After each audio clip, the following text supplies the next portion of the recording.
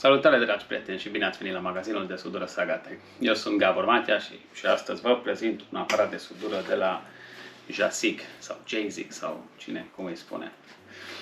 Acest aparat de sudură este modelul Evo 20 Arc 200 PFC. Este un invertor modern, compact, performant, făcut din materiale de calitate. Este destinat atât utilizării profesionale cât și hobby.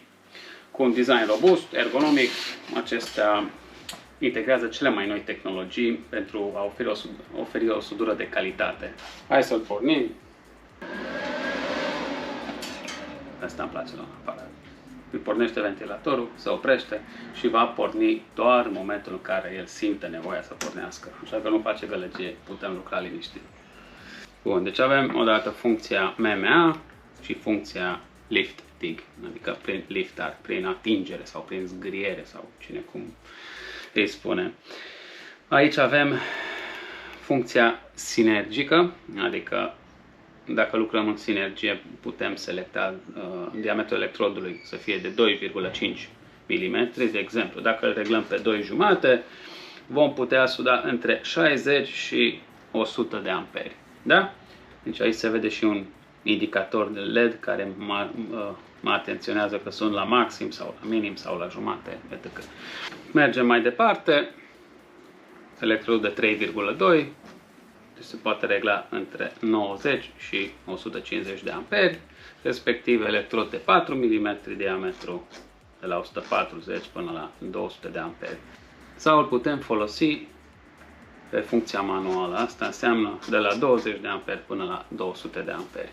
Mergem mai departe, avem reglajul la amperaj, la hot start, de la 0 până la 60 și arc force, de la 0 până la 60.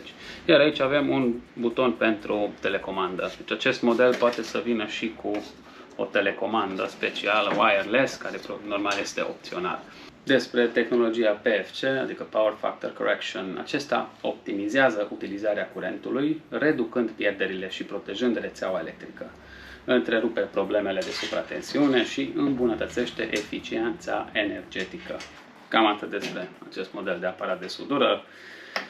Ce mai doresc să menționez este un lucru foarte important, că noi în acest pachet vom include și kitul de sudură, adică cleștele port-electrod și cleștele de masă cu un cablu de 3 metri și cablu de secțiune 25 mm pătrați.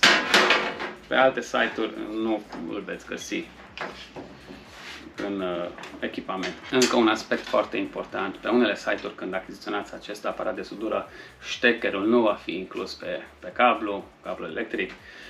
Ca să remediem problema asta, noi l-am inclus, așa că, dragi prieteni, spor la treabă și să aveți o zi frumoasă în continuare.